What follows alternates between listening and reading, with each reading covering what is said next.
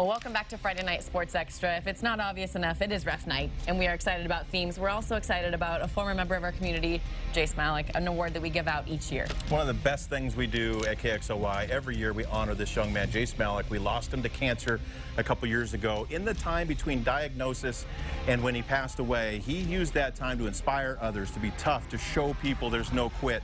He was a guy we could all look up to even though he was a teenager. Got a full-ride scholarship to the University of Idaho. We honor him by giving away the Jace Malik Award for Toughness every year. This is the fourth year we've given it, that we're giving it away, but we need your help. If you know of somebody that's battling through adversity, shows incredible strength, toughness, and leadership in their school, in any high school sport in the fall, please let us know. Send us an email to sports@kxly.com. Well, I got to drive through Davenport several times today, but when I actually got to be there, 3 times to be exact, but when I actually got to be there and hang out, I met some of the refs, and they were kind of giving each other a little bit of flack back and forth, saying one of them wanted me to get the good side, and then the third, that ref right there, said, you don't have a good side. Just a little bit of hate, ref on ref crime. Davenport and Reardon only 15 minutes apart. Gorillas trying to get aggressive after the half. They were down 20 points. William Steed comes up with the fumble there, and Reardon will not slow down. Zane Perleberg likes to throw bombs, and you would too if Alex Clark was on your team. Gets wide open and sets up the Indians in the red zone. Noah Lance says, I'll take it from there. Finish follows in his blockers. Reardon goes up 32-6. More from Perleberg to Clark. He runs it, he catches it, and he scores touchdowns too. All the way to the house. Reardon takes the rivalry win 58-14. Some of the more storied programs in our area, Colfax Bulldogs, Freeman Scotties, they win state titles in every sport. So when they play each other, it's a big deal. Colfax makes the trip up today to take on Freeman. The Scotties actually had the lead in this one, building on it in the second half, at least trying to. So Jace Phelan over to Will Campbell. Makes a nice move here. Looks like he's gone, but it's dragged down onto his head.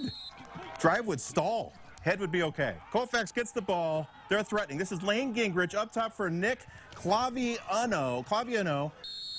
Drags the foot. Did he make the catch? Was it in bounds? Bobble against the pads, 2 feet in. They call it a touchdown. The refs get it right. They got booed, but they were right. That ties the game up. Scotty's trying to answer. Caleb Oler on the sweep. Looks like he has room, but the ball comes out. Dakota Hall would recover for the Bulldogs, and Colfax goes on the road to get a win, 21-14, exciting second half in Freeman. Over to 9 Mile Falls, having some fun with the refs. Omak in town. Omak's quarterback has the best name in the history of the show. Kanan Abels to Aaron Black. It's biblical. I mean, come on. Then Abels gives it to Tanner Hall for another 3 yards. Tough sledding, though. Lakeside now takes over with the ball. Watch Micah Holmes. Danny, our photographer, calls him Legs McGee, because look at the big fella go on the flow behind. He's got the hair going. Not quite as good as the hair we had a little bit earlier, but still good. Next drive, it's Kanan Abels in trouble, but Kanan is able. Oh. I've been waiting all night to say that. Look at that catch. We got a Randy Moss-style catch by Lonnie Costin. First play in the second quarter. It's Abels giving to Anthony Rankin-Smith up the middle. Touchdown for Omak. They go on to win this one by a deuce, 35-33. Well, I told you earlier the YMCA thing that the refs might use. Think about it. Touchdown, field goal, or successful attempt. 30-second timeout, illegal touching. See, that one we need to work on. It's a catch. We're going to make one. It's a catch. Whenever you're unsure about it, I put that up there. You're welcome. A, safety. Think about it. YMCA. Let's talk about the gun show out in Deer Park. I did make it up, and I thought you'd be proud. I think you are.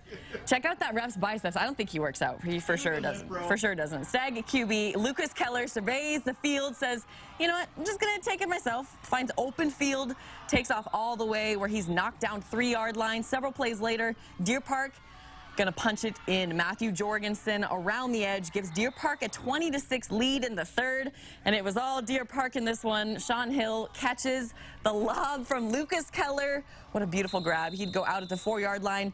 Deer Park goes on to win this one 27-6. I had totally seen that. Deer Park Stags 2-0. That's pretty impressive for the Stags. We had a little bit of construction out there. Had our photographer a little frustrated, but everybody made it back.